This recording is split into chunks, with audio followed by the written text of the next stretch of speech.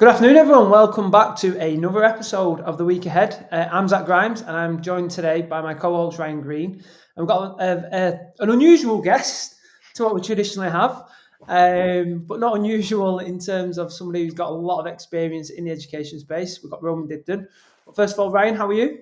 Yes, good, thanks, Zach. My daughter was on her first Beavers camp over the weekend. So, yeah, that was an interesting experience for all of those that haven't actually experienced that. You are basically a 48-hour taxi service that can be called upon at any point in time, depending on when your child wants to come home. So... Not quite weekend for you then. Yeah, not exactly peaceful, I would say. I constantly was like slightly on edge that my phone was going to go and I was going to have to shoot up into the Northumberland wilderness to go and pick up a child. But she survived. She made the whole weekend. She's back. She was bathed. She definitely smelled like she had been out like in the forest for like 2 days. And she's in good. And I'm now back on good form because I had a decent night's sleep last night, so I'm good. I do envy you. So no appearance from our mascot cat today, no? She is actually, believe it or not, Ruby is sleeping just on there. She likes to climb onto my paperwork, and she's currently having a bit of a snooze there. So I won't. We might see her at some point then. Yeah, definitely, totally. Well, yes, I'd like to introduce our guest formally. So Roman Dibden, who's a charity director at Rise Up. How are you, Roman? I'm really good, thanks. I mean, it's nice to be described as unusual to start an afternoon, but we'll work with it. I can get away with that with you. No, it's great to be here. Thanks for enabling me to jump on, lads. No problem. No, appreciate your time, Roman. I know how busy you are. Could you just give our listeners a bit of an overview in terms of who you are and what your role is then at Rise Up? Yeah, so I'm at the helm of Rise Up. We're a youth employment charity based here in Manchester. And we work directly with young people aged between 16 and 30 with the aim of helping them progress onto pathways into employment is its most simplistic term. Amazing. So you're doing a lot of great work in the education space then, aren't you? Yeah, I mean, I've been in the, makes me feel old saying this, but I've probably been in the education space for the past 14, 15 years now in a variety of roles, both through working with APs to apprenticeships. And then most recently, I was at an ed tech business supporting with all things work experience and careers. And now, since January, I've been in charge of Rise Up. Fantastic. Yeah, and I'm sure our listeners are going to get a lot of insight from your experiences that you're going to share. But just bringing it to kind of today and this week, what does your week ahead look like? I was joking before. I find myself getting into the office early doors and just looking at the day ahead rather than the week as a whole. So this episode has been quite cathartic for me to kind of helicopter out of the day-to-day and look at what the week looks like. Fairly jam-packed, to be honest with you. So we're doing a piece of work at the moment with UK Youth. So I'm catching up with some other charity leaders this afternoon. Tomorrow, I've got a session on Oldham Radio to discuss the unemployment picture locally in Manchester. And then we've recently announced a charitable partnership with the Manchester Tech Festival, which goes live in 2 weeks' time. So I'm going out for dinner with some of the board as well tomorrow. And then Wednesday, the kind of high-level stuff, I've been lucky enough to be shortlisted for a Manchester Young Talent Award. And we've got a shortlist party, actually, tomorrow evening. So that'll be quite nice. And then Thursday, Friday, I'm down in the Big Smoke in London to catch up with one of my trustees to actually look at our marketing proposition and what offer we're presenting to employers as well. So that's quite some of the headline stuff. Yeah. Wednesday morning actually is I've got a 2-hour grilling for a funding bid that we've been shortlisted for. So fingers crossed for that as well. So it's quite varied. Brilliant. So is that a bit of an unusual week or a usual week for you then in terms of that level of variety? It's probably the usual week. I mean, as you'd expect, we're quite a small charity. So the charity sector is quite challenging and you find yourself being quite creative with your time. So I'm kind of all over everything from delivering sessions to young people right the way up to strategic partnerships and our direction of travel. So yeah, it keeps my finger on the pulse. It keeps me busy. But yeah, that's how I like it, to be honest. And just on those strategic partnerships, how are you finding? I mean, as you said, charity sector has taken a big hit. I mean, the cost of living's, charity is now starting at home. People have less money to give. Obviously, there's these big kind of initiatives which are done at government and the funding trickles down. But I'm sure you've got to do kind of, local employer engagement, potential sponsor engagement, volunteer engagement. How are you finding that at the moment, Roman? Are you still finding people have still got a lot of goodwill out there and that want to partake? I mean, that's a big question. I think I made the decision to jump into the charitable sector when I stepped down from my last role in November, and I always felt I'd work in the charity sector. I just didn't know at what stage of my life. And one of my big rants was kind of, there's a lot of youth organisations, but often it's kind of people working within the sector that don't necessarily relate. So I'm quite proud to be a proximate leader, and my backdrop was I left school at like 14 and went through the pupil referral unit system. So I kind of felt a sense of responsibility to work within this sector. Then kind of to connect how I've found it, I guess the charity sector is really tough, and there's a lot of incredible organizations, there's a lot of incredible leaders within this space. I think if my strategy centered around just bids and tenders, that would be very risky. So I've kind of tried to use, prior to this, I was in the probably private sector for probably 7 or 8 years. So I'm looking at diversifying our income streams. So corporate partnerships is a big angle, and supporting them with social value returns. But equally, we will put our hat in the ring for kind of bids and tenders. And for us, youth unemployment is a big topic. The in theory, a Labour government should be good for the charity sector, but I don't want to rest on our laurels. But when you see the big headlines of, there's almost 1 million young people unemployed, I think it's a topic that is in everyone's best interest to try and tackle. So generally, the response has been good. There's been a lot of good publicity with what we're doing at Rise Up recently, but we've got to keep banging that drum and getting some good news stories out there that people can buy into. Brilliant. Yeah, I mean, you kind of answered the second question partly in terms of like what challenges you're currently facing. I mean, there's a whole raft there that you've hit upon. But how are you tackling them then in a bit more of a granular fashion? So you mentioned about news stories. Are you doing any campaigns or, within your partnership work, what does that look like? I mean, yes, lots of campaigns. I think, interestingly enough, I had this discussion on LBC radio just a few weeks back. And, I remember getting introed in on that session, and it was kind of like, are all young people just lazy? Are all young people not wanting to work? It was quite a 3-minute introduction of pain that I was going to follow on from it. And I think generally there's good attitudes from young people. There is the odd few that don't want to work, but generally they do want to work, and there's an appetite for that. I think one of the big challenges really is them understanding where to go. And what I call for is, I'm not going to, shout about the state of the job centres or shout about government. It's not, youth unemployment is a multifaceted issue. And what I'm calling for is everybody to turn up at least sort of 5% better, me included, my staff included, the job centres. If everyone was 5 to 10% better, we would have a significant impact on the picture at the moment. And, there's some headline stats around, if we reduce youth unemployment to the same level as the Netherlands, it will create an additional 69 billion in GDP. So it's if you look at cuts at the moment, I think this has got to be a topic in everyone's interest. So whether you're like me and you're passionate about young people and disruptive talent and building a pathway for marginalised young people, that's fantastic. Or if you're coming at it from the finance angle, actually, if we get more young people into work, it creates a better economy, and that's better for everyone, right? So, yeah, I think it is challenging. I think employers do want to make a difference as well. I will say it's not as simple as, they don't want to help. They do want to help. But when the job centre is mandating young people to apply for 100, 200 jobs at a time, there's not a lot of time and effort going into it, which then, breeds frustration across employers. So, yeah, they're the kind of key challenges. I mean, just going back to, you mentioned that you left school at 14.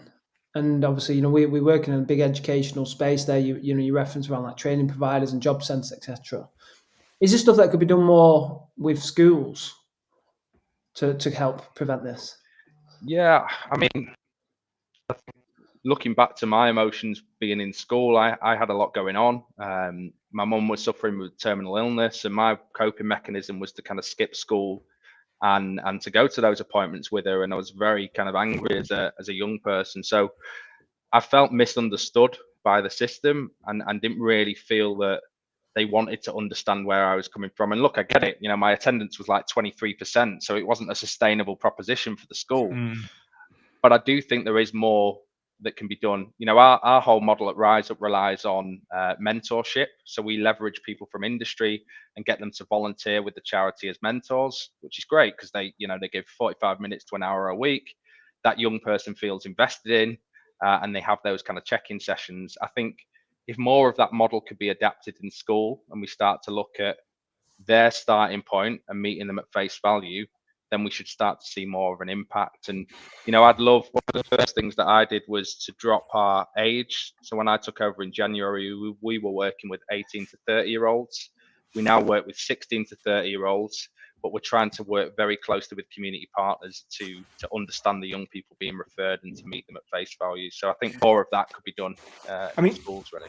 Yeah, so interestingly, we've got a Academy Trust up here called NEAT, and Helen from NEAT, they're doing some really great kind of work with business engagement, employer engagement, kind of bringing them into the school. And I think it's interesting because she's very hands-on, she's very kind of out there, she's quite vocal. And we're in the Northeast, it's quite a tight-knit kind of business community. Do you think as part of that kind of marketing and communications mix that you're doing for employer engagement and for sponsor engagement, face-to-face is a big part of that? And the reason I ask is because I suppose I've had a couple of times where, and I talk about this sometimes, when I present to schools, is these kind of plea letters, which are like two sides of A4, which are like really kind of woe is me, and we're in these awful situations, and it's almost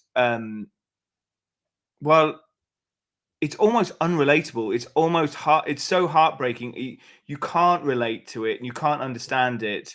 So you're going to say, no, Ryan, it's because you're dead inside, right? but I think the kind of whole point of this is they're like, well, we've sent this stuff out and no one's engaging with it, and I'm like, that's probably the wrong medium. It's probably so intense and almost such a poor communication medium, given the intensity of the emotion that you're trying to drive through it. It almost disengages the reader from that. Whereas if you got out and you had a phone call, you had a meeting, and you caught up with people, you brought them into school, you saw the kids, you saw the work that you were trying to do, and you're asking them to help build on that. That's a very different proposition to, can you send me a check for £500, right? Yeah, I mean, I always laugh about this. Everyone expects me as a charity leader to come to a business with my cap in hand and ask for finance. Now, finance is an element of this, of course, and we've got to cover our core running costs. But it's about making pathways and making it easy for employers to support what we're trying to do. I'm in the process of securing BTEC centre approval, so every young person that comes through our doors gets a work skills qualification. I'm then collaborating on a working group level with specific industry areas to build a pathways program into that. We also, as part of our partnership with UK Youth, deliver something called Building Aspirations, which is a really short employability curriculum. So within that, I've created panel event opportunities for employers to jump on. I've created little 20-minute talk opportunities. So generally, employers do want to help, but you've almost got to give them a menu and a clear directive of how they can help, right, rather than kind of asking them for, just give us £500, or let's they are busy people, let's understand their schedules and try and fit them into the curriculum that way around.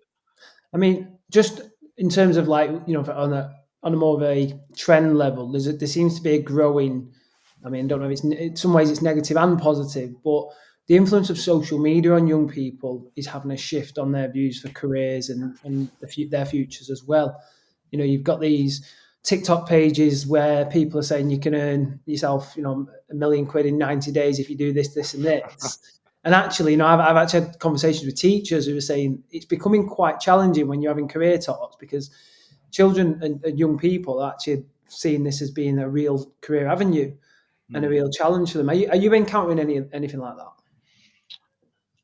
I think understanding of industry has always been an issue, and I think sometimes social media is painting a picture that it is a certain way, or there is a certain expectation, and I think I would love for more masterclasses to take place. So I'd love for young people to have the opportunity to see different sector areas. I think, to be honest, for me, not much has changed from when I was in education. So, like I said, leaving quite young, my understanding was, because I hate the classroom, I've got to go out and work on a building site, because if I go into business, I'm going to be chained to a desk 9 to 5 with an old school monitor on the go, and that will be my career, and it'll be very bland. Well, as we've kind of headline established, my day to day isn't the same.